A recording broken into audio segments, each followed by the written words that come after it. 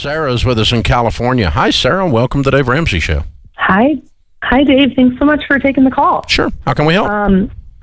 I'm calling because me and my boyfriend are hoping and planning to get married next year, and we just started Financial Peace University to get our finances in order and kick our marriage off on the right foot next year. Wonderful. We're on baby step number 2.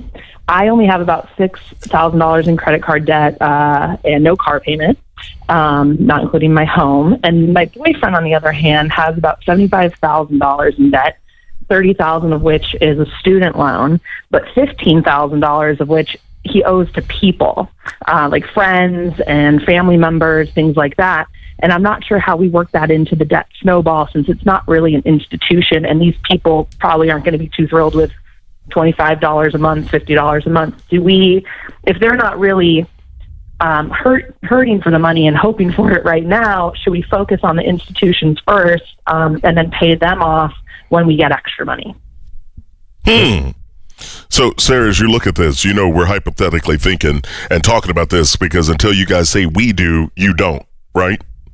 Right. Okay. Because you don't have it together. I mean, you guys aren't combining anything right now. This is individually. So we're talking about your boyfriend situation until he becomes your fiance and husband. But looking at this, you know, we share the household finances, but do not share his. You don't share his debt. But don't share in the debt. That's my point.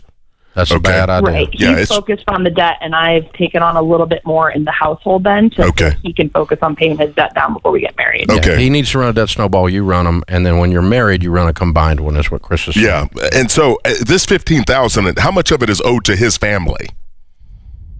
He owes me like $7,500 of it, and $8,000 is owed to his friends and family.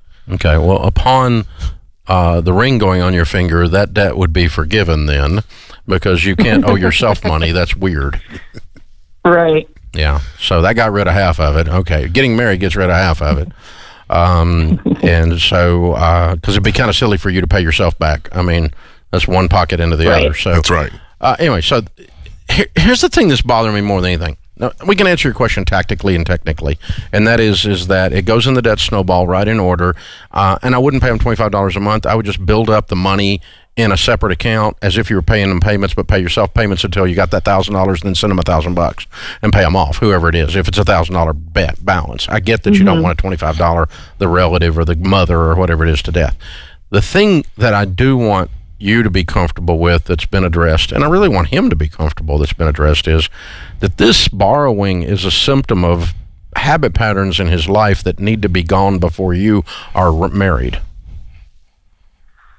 Right. He actually was unemployed for most of our relationship and just started I don't care. a very good job. So now I don't care. I've been unemployed and I never borrowed $15,000 from friends and family. Certainly not from my girlfriend. Yep, and that's why we're focused on this now, and we're getting all of everything in order. I got it. I'm okay. I'm not mad at him. I'm just saying the debt is not the problem. It's the symptom, including when Dave Ramsey was stupid with debt, okay? It was a symptom of other stuff going on in my life, and I want to make sure, old Uncle Dave wants to make sure that Sarah is real sure that whatever was wrong has been corrected, because what was wrong caused this mess in his life. And I don't want you to have to do this over 6 times in the next 3 decades of your marriage, because he never has addressed the heart issue that's around this. So as long as he's done that, I'm okay. And I would just work a debt snowball separately until you're married. And then once you're married, your $7,500 is forgiven, and the rest of it goes in the debt snowball. And you build up. If let's say you owe mom $2,000, just pay the money into a savings account until it's $2,000, then send her a check for $2,000, as if you were paying payments, but you just pay them to yourself and still work them straight through.